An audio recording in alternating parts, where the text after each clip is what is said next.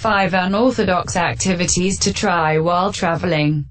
For those who like to travel regularly, or even dream about traveling regularly, there are a lot of activities that are commonly recommended. Most anywhere you might look to go in the world. For instance, you'll have the option of visiting local museums or historical sites, you'll be able to take a walking tour or head out on a hike. And there will be recommended bar crawls, or at least local food and drink delicacies to seek out. These are all extremely worthwhile activities for travelers. They're popular for a reason, and they often allow someone taking a trip abroad to get a better feel for the culture of a given destination. At the same time, however, focusing on these types of ever-present recommendations can lead to the exclusion of some other worthwhile activities. With that in mind, we want to highlight some fun options you may not have considered, but which are also available at a lot of great destinations. 1. Ghost tours. This is an activity you may already associate with just one or two destinations around the world. For instance, Savannah, Georgia, an underrated destination, is famous for its ghost tours, which explore the history and supposed haunts of the city.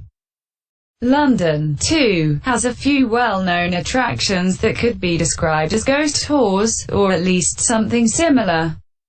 But the truth is this is a more widespread concept than you may expect. San Francisco, New York, Barcelona, Paris, Tokyo. Look up any of these cities along with ghost tour, and you'll find options. And we simply love the idea, because while some of these tours can be legitimately spooky, they also offer entirely different ways to see cities and learn about aspects of their history. 2. Rooftop dates. This is another suggestion that's fairly specific to city tourism, but it's one that more travel guides should include. It's not a stretch to say that just about every medium to large-sized city in the world has a few rooftop drinking and dining options. And while they're not always the best culinary establishments in town, they always have sensational views. This should be taken into account when you're planning your travels, and it's why we'd recommend seeking out some rooftop date spots anytime you're visiting a place with a respectable skyline or scenic overlook. 3. Cooking classes. Read up on the world's best cities for food and you'll find an incredibly diverse range, highlighting everything from the blended traditions of Mexican cooking, to the street stalls of Singapore, to fine dining in Rome and Florence.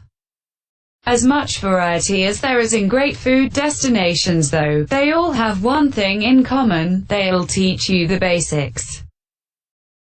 Virtually every destination in the world that's well known for its cuisine will offer cooking classes of one sort or another. And really, there's no better way to capitalize on your travel experience than to learn some recipes and techniques that enable you to take the local cuisine home with you. 4. Pottery classes. Just as it can be a treat to engage with local cuisine, getting a feel for the arts can also be an unforgettable experience at a lot of destinations. And sometimes the best way to do this is by seeking out a pottery or ceramics class. Lest you think this is something of an old-school idea, meanwhile, we assure you it is not.